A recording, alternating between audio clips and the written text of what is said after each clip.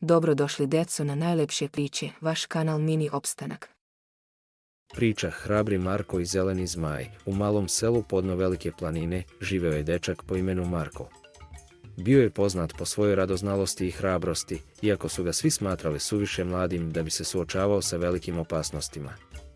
Marko je voleo da istražuje šumu koja je okruživala selo, sanjajući o avanturama i herojstvima. Jednog dana, selom se proširila vest o strašnom zelenom zmaju koji se pojavio u šumi. Zmaj je navodno otimao stoku i strašio seljane. Svi su bili uplašeni i niko nije smeo da se približi šumi.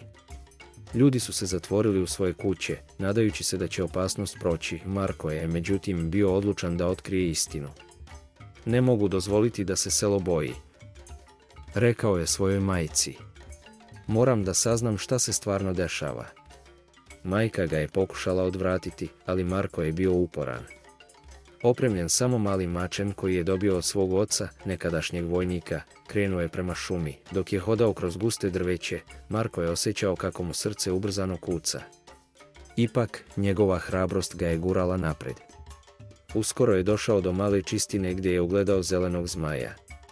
Zmaj je ležao pored potoka, izgledajući izmučeno i povređeno. Iznenađen, Marko je pažljivo prišao. Zmaj je podigao glavu i pogledao ga tužnim očima. Nije izgledao kao zlo biće koje je želelo da nanosi štetu. Marko je skupio hrabrost i pitao: zašto plašiš selo? Šta ti se dogodilo? Zmaj je uzdahnuo i odgovorio: ja nisam zla stvorenje. Samo sam povređen i tražim pomoć.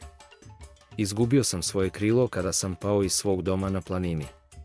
Sada ne mogu da se vratim kući i svi se boje mene zbog mog izgleda. Marko je osjetio sažaljenje prema zmaju. Znao je da mora da pomogne, iako je bio samo dečak. Ne boj se, ja ću ti pomoći, rekao je.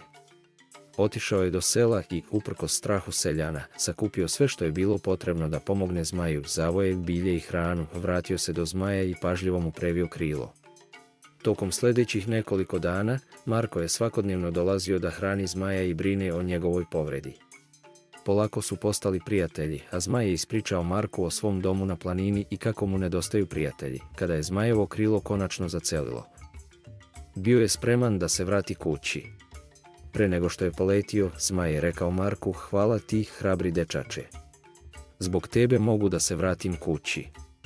Ako ikada budeš u nevolji, samo me pozovi i ja ću ti pomoći. Zmaj je zatim raširio svoja velika krila i uzleteo prema planini, ostavljajući Marka da ga gleda sa osmehom. Kada se Marko vratio u selo, seljani su ga dočekali kao heroja. Pričao im je o zmaju i kako je zapravo bio povređen i uplašen. Selo je shvatilo da je strah bio bezrazložan i da su prebrzo sudili o zmaju. Marko je postao simbol hrabrosti i dobrote, a njegova priča se prenosila među seljanima kao primjer kako jedno hrabro srce može promeniti svet. Zaključak. Ova priča o hrabrom Marku pokazuje kako čak i mladi ljudi mogu napraviti veliku razliku sa svojim hrabrim srcem i saosjećanjem.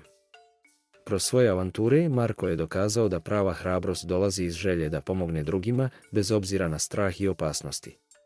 Njegova odlučnost i ljubaznost ostale su upamćene kao lekcija o istinskom herojstvu.